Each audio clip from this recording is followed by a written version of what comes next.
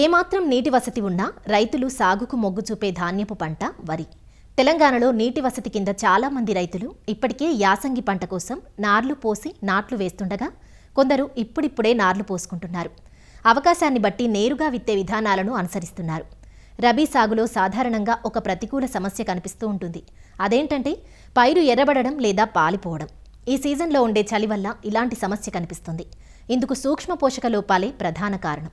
అందువల్ల స్థూల పోషకాలతో పాటు జింక్, ఇనుము వంటి సూక్ష్మ పోషకాలను సరిపడా మోతాదులో అందించాలి.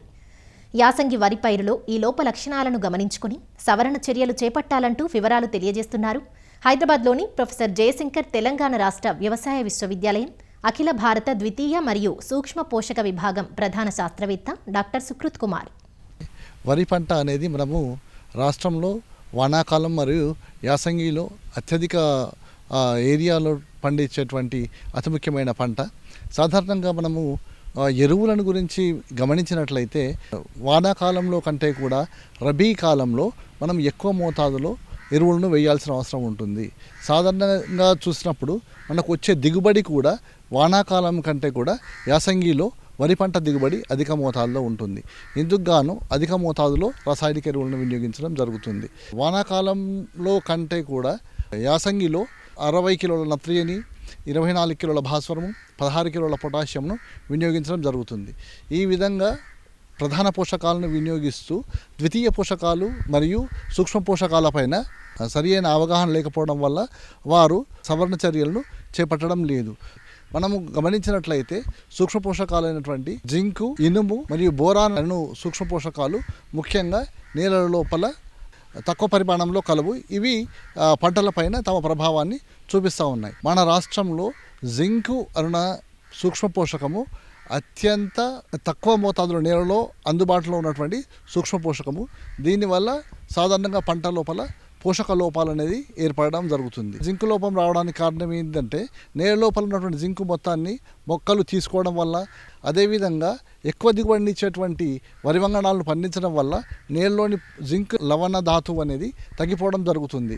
కానీ తిరిగి ఈ జింకును మనము ఎరువు రూపంలో వేయలేకపోవడము, సేంద్రియ ఎరువుల వాడకం అనేది చాలా తక్కువగా ఉండడం మూలంగా ఈ సూక్ష్మ పోషక లోపాలు అనేటివి మనము గమనించడం జరుగుతుంది.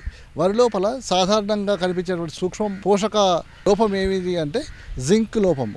దీన్ని మనం ఖైరా అని కూడా అని పేర్కొనడం జరుగుతుంది.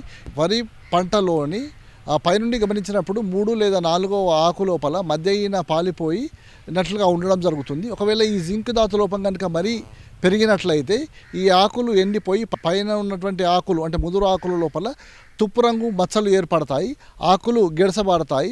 మనం ఒకవేళ ఆకును కనుక తీసుకొని తెంపి చూసినట్లయితే టప్ అనే శబ్దంతో విరిగిపోవడం జరుగుతుంది, పెరుగుదల లోపిస్తుంది.